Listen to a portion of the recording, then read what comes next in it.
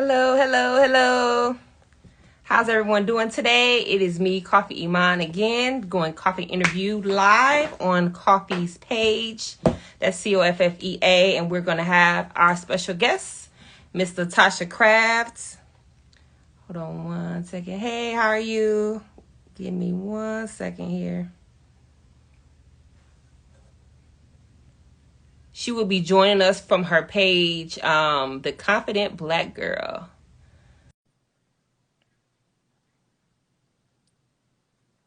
As we connect, make sure you visit the coffee website. That's COFFEAMAG.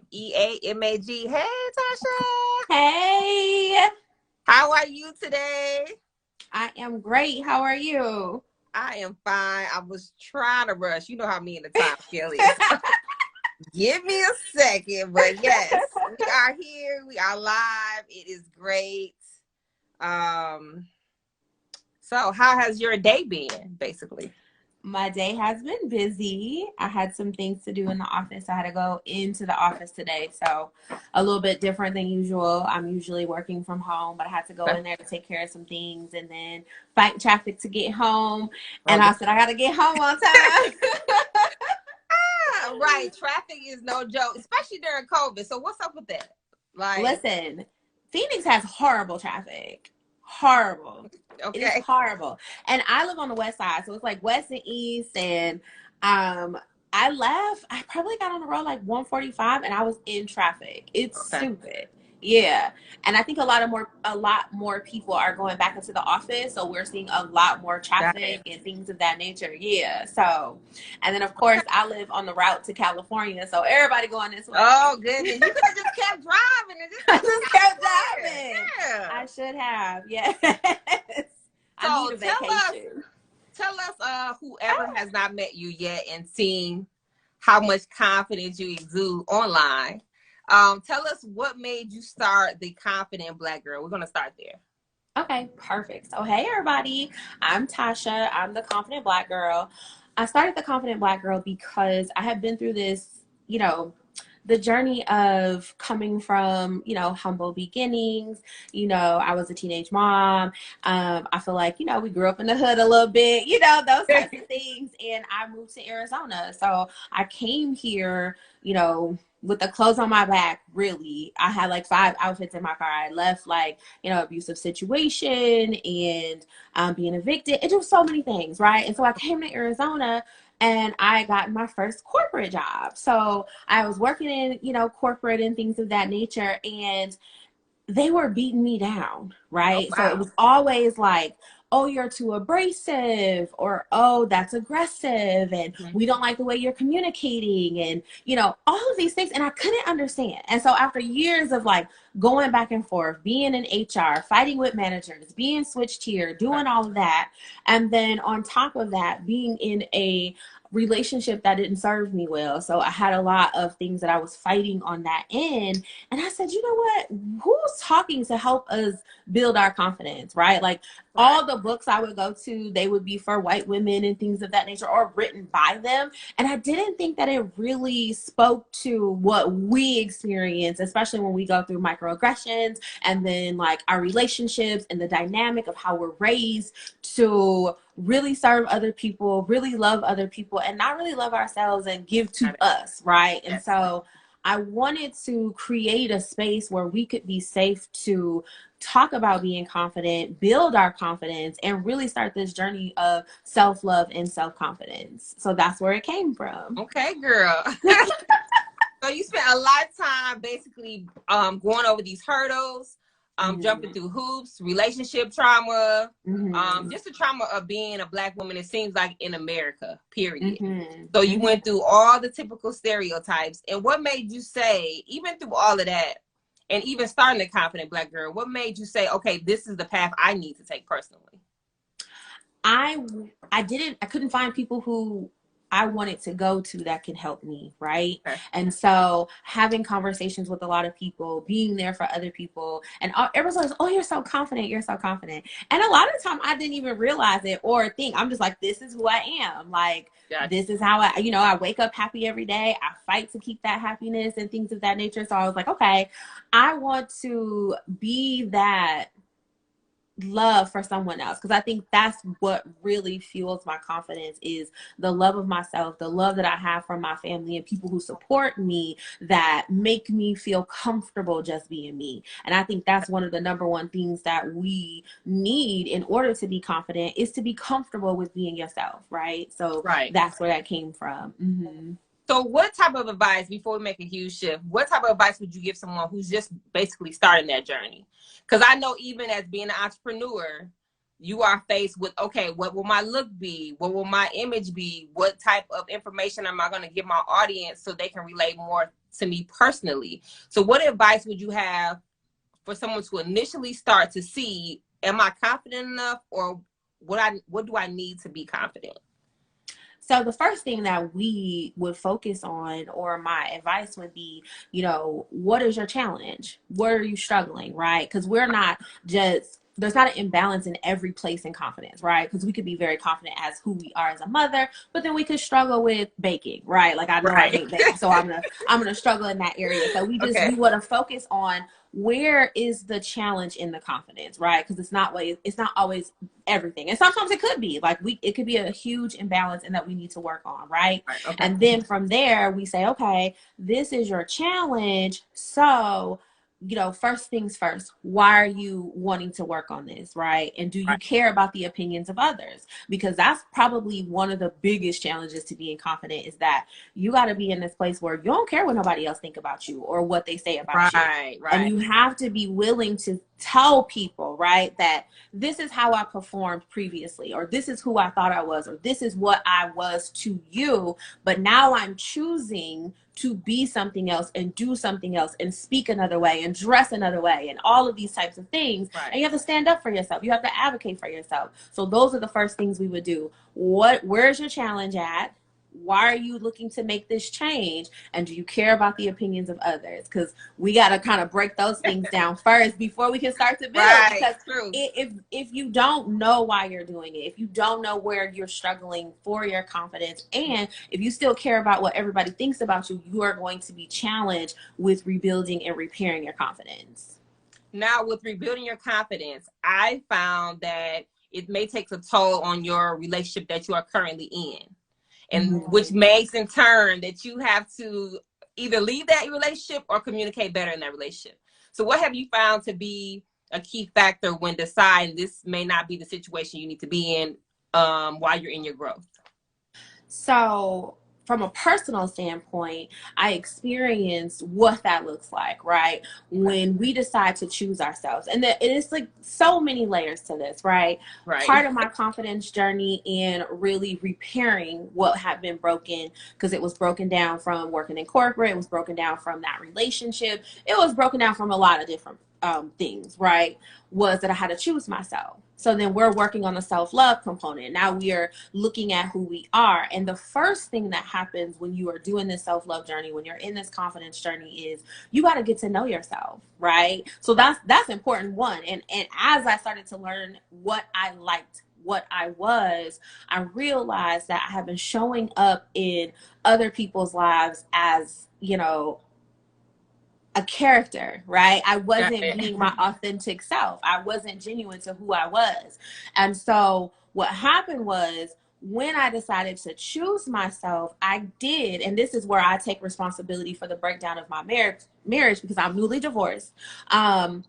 When I chose myself, it was shocking to my partner, right? Because I had operated out of a place of always serving and giving for everyone else. And so to choose me meant that I had to start saying no, that I had to start saying that this doesn't work for me, that I'm unhappy with this, and I would like to see this happen. And, all of those things. And Yeah. it was just like, wait. Like, you have been doing this for so long, and you have, given me this attention and this affection and this time and all of these Right. things. Yeah. And so now I feel like you're not giving back to me in the ways that I need. And that was from my partner, you know what I mean? And unfortunately, we could not work past that because I was unwilling to give more of myself than I was giving back, right? And Right. so I feel like we could have, been able to move forward to where I could have become the confident woman that I needed to be, and I could have become the person that I needed to be, and love myself and give back to myself in those ways.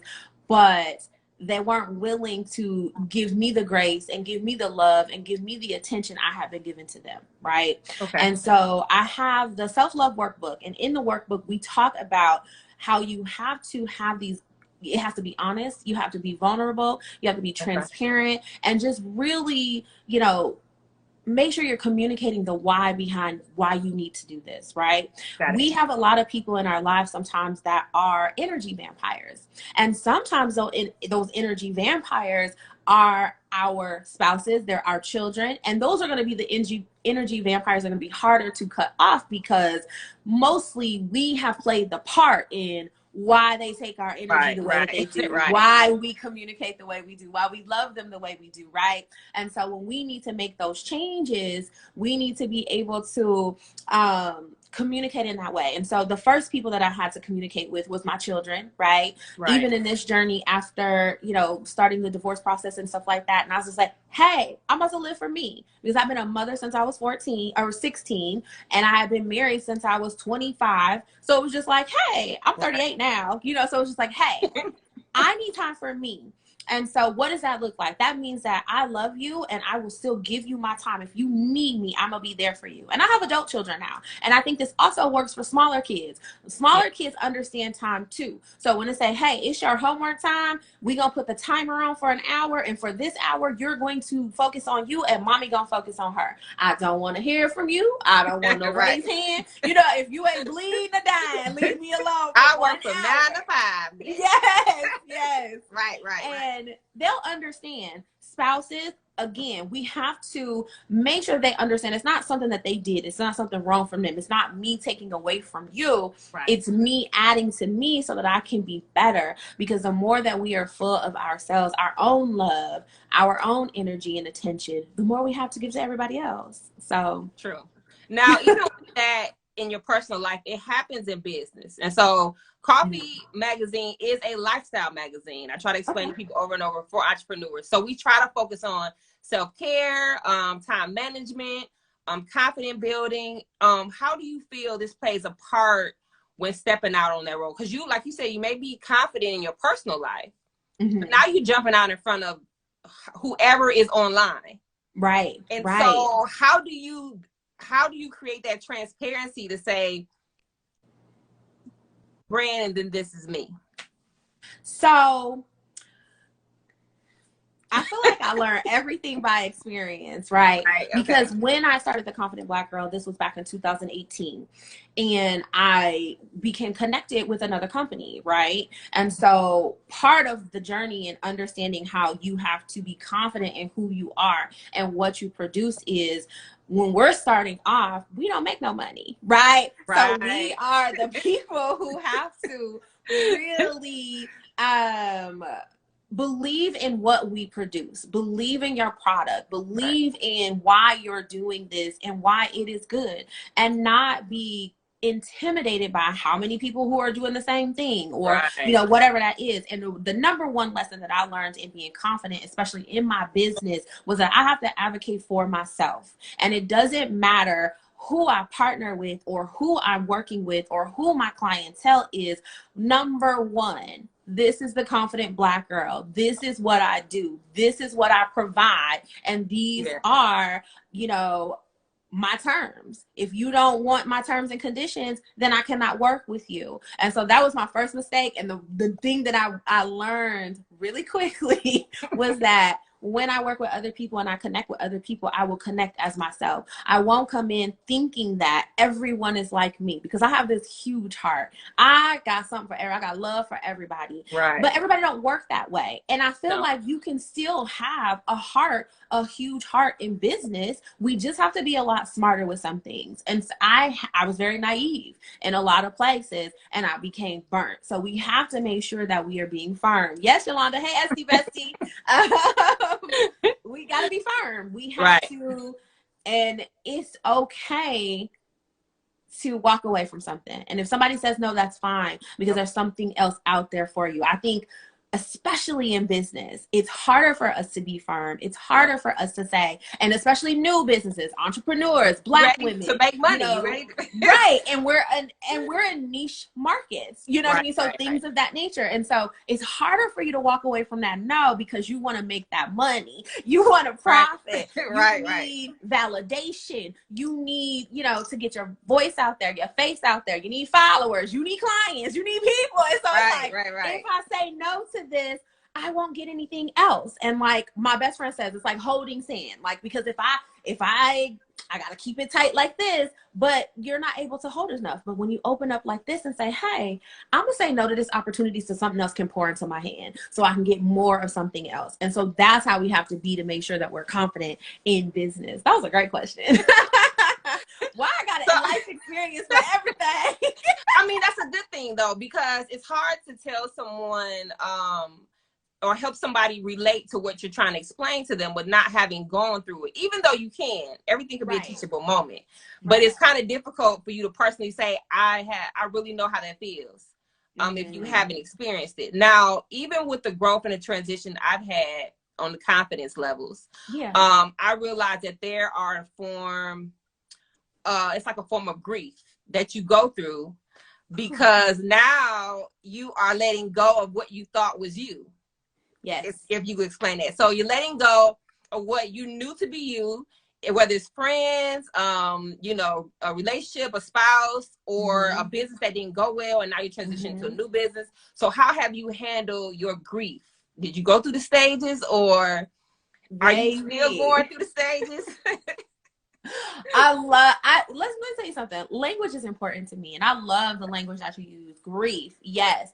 We don't understand that we experience grief in so many things. It is not just a relationship. It's not just a loss of a loved one who is passed on to the other side, right? I've experienced grief in my business, grief in my relationships, grief in friendships, all of those things. And I'm still grieving. You know what I mean? If I'm being honest, today was a horrible day for me. You know what I mean? And so emotionally wise, like I could not get it together. And all day I just kept saying, I got to get myself together because I got to go on this live. It's too late to cancel. I got to show up. You will not cancel. I can't cancel. But there are moments. And one, we have to realize that it is okay to grieve. It is okay to have a bad day. I struggle with that. And I will be honest. And that's part of my confidence. Is I don't care. I'll tell you the truth. I struggle with having a bad day because I'm just such a happy, bubbly person that I don't want to have a bad day. This makes me feel bad. You're not in the mood to have a bad day. Right. I'm not in the mood to have a bad day. And the reason that I struggle with having bad days is I had so many fucking bad days before. Like it makes me think it's a trigger of my trauma to have a bad day. So I choose happiness. I choose to have good days most of the time because it's comforting. It feels so good. And every time that I step back and I'm struggling and I'm having a bad day, it triggers me to remember the times that I had bad days. As far as my grief goes, it's up and down. It's just like confidence. It flows. It's like water. You can flow it up, it can overflow, and it can dry. You know what I mean? And so with the grief, I allow those emotions to flow through me so that I can experience them, so that I can reach another level of healing. And every time that I heal through, something that I'm grieving in my business, and it's so crazy because I've been grieving a lot in this business the last few months. We've had to pivot because of COVID. Right. And I felt pivot like, is the word. Listen, we've had to pivot. Everybody has to pivot because of COVID. And I felt like I had so much momentum in my business and so much going. And then COVID hit, and then breaking apart from, what's connected to before. And then it felt like I was starting over, even though I have been doing the same thing for the last 2 years, almost 3 years now. You know what I mean? So it's just, over 3 years, actually. It's been a long time. I can't count. Right. And so I have to allow myself to feel that so that I don't have to revisit that part of grief again. Because every time that you allow yourself to feel it and acknowledge it and work through it and then heal through it, you may continue to grieve, but you won't experience that part of it again. You know what I mean? And so I was kind of in that very stagnant stage where I just felt like I couldn't grow in my business the way that I wanted to, and it was a very woe is me stage. I'll say that. Yeah. That's where I was. And the Like, growth is like having a job. So you technically have to put the work in for work. You have to put the work in for your family. You have to put the work in for your growth, and it becomes exhausting. yes. So you said you have to breathe through it. How do you find those moments to breathe? Are you doing candles? Are you doing are you telling everybody it's a lockout time? Are you sending the kids away? Like, what have you sectioned off to be your zone or your peace station? And do you have to do it every day? So sometimes I have to do it every day. There was times where I was taking a bath every day for like 3 or 4 weeks. Like, I just every day I had to soak. I had to get the candles on. I had to get my music Right. on. I had to get my oils on, because that was my time for release. Okay. And when I soak in the tub, I can feel like the anxiety and the sadness or the anger, whatever I was feeling, just release from my body. And then when it releases from my body, when I get out of the tub, I look at the water and I picture everything that I was feeling in the water, and it's gone away as it's going down the drain. So that's something that I do, that's just like a ritual of sorts of trying to release that negative energy and really push through. I am blessed to be, a teen mom. So now I have young adult children. So my So now baby you're is free. 18 and my son will be 22 soon. So for me, I don't have as much need to care for smaller children. But I think that it is still true. Like I said, if you have to set a timer, if they have to have extra TV time, if you have to call and phone a friend, someone to get the children so that you can have a moment for yourself, that's going to be important. Sometimes it could just be, let's go to the park, because they can play at the park and I can meditate while they're playing and I can have Right. that time for myself. We just have to find ways to break it down. And if you need time for yourself every day for 6 months because you're fighting, right, to get to the other side of that, that's what you got to do. And I think that's what I've been doing. I've been doing that for like a year and a half. I've been like living for me. It's nothing wrong with that, because it's a part of surviving. And so I tell everyone, even with entrepreneurship, that it's not for everyone. Sometimes you do not want the pressure of whether I'm going to fail or succeed. It becomes a time where now, if it's your name on it, this is your reputation, your credibility, or if you spend so much time on it, like I have, you can't go back to work, because now you're like out of the league. You're like, okay, what is this? What is this? Clocking in. What time I got to be there? Do I have to be there at that time? And that becomes stressful in itself, and having anxiety. So what do you do even for your friendship circle? Because I know a lot of times, even in business, people find it hard for your circle of friends to support you accurately, or they can't find a way to figure out, what are you doing? Like, what is this growth process with you? And they may still be stuck. So what have you found useful when it comes to your circle of friends, and do you keep that same circle? So one of my best friends, we've been best friends for 25 years, so I still got her. And I don't put the expectation on my friends to support me in business. I think that's something that will be organic. I think that they all do support me, so I don't have to be like, well, this person didn't like this, or they didn't do this, or you didn't say this, or whatever. I don't move like that when it comes to my friendships. What I appreciate is being able to communicate with my friends and tell them, what my struggles are, and just having them, right? Sometimes we don't want to talk about our business. We want to talk about something else. Like, I've been thinking about this goddamn business all day.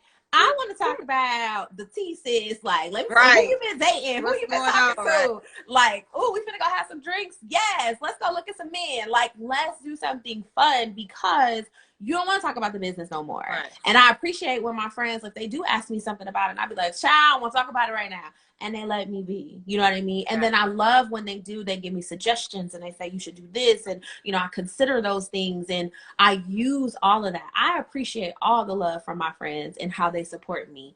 And like I said, I think it saves you so much grief, so much pain, if you just don't put those expectations on your friends, right? Because I think we just think, because, oh, I'm starting a business, they're going to support me. But do your friends really support you when you go to work every day? Like, they know you work, but do they know what you do? They like, may not you know even know where you work. They're like, right. What do you where you work at, girl? I know you work, but where you work at? So I will say, I will say this though, it is important, and for whoever is watching, to make sure you support them emotionally. So if you're not doing anything else, to me, a friend is somebody who's like, look, I can tell in your voice, things are not going well. So I need to call you, fly down to my house, whatever the case may be, to give you that break and to say, okay, I'm your lifeline for this situation or this thing. With my friends, I used to use this thing called Cold Blue. If they call me with a Cold Blue, I'll give you this one code. I wish everything I have to come save you from whatever situation you're in. It don't matter what it is. You don't have to tell me. You just say, look, I need you today. We need to fix this today. Right. So I really think that's important, whether it's in friendship, business, or life relationships, that you find that healthy balance, and at least have that emotional support. So tell us what the future of Confident Black Girl is, because you gave us so many tips. I don't want to like pull people from not visiting or sharing or purchasing from the Confident Black Girl. So what is new and what is in store for the Confident Black Girl? So we have the group confidence coaching sessions and the group self-love sessions. I have the self-love workbook, and I have the Confident Black Girl journal coming out soon. I'm working on that now. Yes. So the workbook is complete. I had a focus group and, had everybody waiting. I'm waiting for the feedback just to make sure that, there's nothing I need to move around or make it better, those types of things. And then it will be available for purchase within the next 2 weeks. So I'm just waiting to make sure, you just want to for me, I take pride in the work that I do. I created the content, and my business development director, she put it together, and it's a labor of love, right? And so for me, it's important to make sure that it is spectacular. I want people to get from it what they need to get from it. I have one-on-one coaching sessions. And then, we got some other parts of the Confident Black Girl that will start to come out, as far as like, some makeup and some clothing and some things, because being a confident Black girl is not only what we are trying to push from the inside out to show who we really are and live authentically. It takes some skincare, it takes some hair, it takes some face, it takes some clothes. It's a complete package. And so I want to offer products that represent what it takes to be a confident Black girl. And so we will have a full line of things from head to toe to offer to the girls. So thank you for asking. And if they follow me on Instagram and Facebook, we have links for scheduling. We have links to purchase the workbook. We have all of the links in there. And the website is work in progress, because child, she is not tech savvy. But you'll get there. I mean, anybody. I'm gonna get there. Yes, we talked about it. I'm gonna get there. Yeah. So make sure you follow the Confident Black Girl and Miss Tasha Craft. We are so grateful to have you here. Give us a nice piece of nugget, because I don't want to hold you, because you said you had a horrible day. I want to get you to those candles. I don't know if you watching eye candy on TV. I don't know what you got planned for this evening, but girl, a nap. Give us ladies something to hold on to for the rest of the evening, a bit of advice, or maybe a quote you have for the day to keep us motivated throughout the week. Yes, come on, motivation. I think I will tell you that one of the most important things that I've been doing for myself is choosing me. And it is the most challenging. It is difficult. It feels selfish. It feels like I am letting people down. It feels like I'm hurting people. And in reality, I am getting myself to the place where I am loved by me in totality. That means I have to choose me. And it is hard because I haven't chose me in a very long time. And so even though I've been in practice for months and almost 2 years, like choosing me, every time I choose me, I struggle. I teeter on this side or that side. Am I hurting someone? Am I taking away from someone else? And when we choose us, we're remembering that we are giving to us. And when we choose us, we never lose. We always win. So choose you first, because you will always win when you choose you. That is my love for y'all today. That's my little tip, baby. Well, thank you, because I know it's hard to give anything out if you have nothing to give. So make sure, ladies, you pour in your cup. Hopefully, Miss Latasha will have us another time, and we can have a meeting space so we can, I don't know, do virtual wine sessions, something, because we have a lot of lady entrepreneurs out here, and sometimes it still feels like we get the little short end of the stick. Oh, this section is for you. But baby, we built this. So please, ladies, if you're watching and want to connect with the Confident Black Girl, please do. Hopefully, we're going to have a session later, and she's going to tell us when those wonderful journals come out. Because we're in need of those. So make sure you keep us up to date. Again, I appreciate it, all your love and support, because she is supportive, guys. And keep the energy going, girl, because the confidence, like I told you before, the confidence just comes out, and it just you can feel it virtually. You don't have to be in your space to feel it. Don't ever dim your light, sweetheart, because we love it. We love it. We love it. We love it and appreciate it. Do you want to tell any of your followers anything before we leave out? Because hey guys, Coffee, do you save these? Oh yes, it will be posted.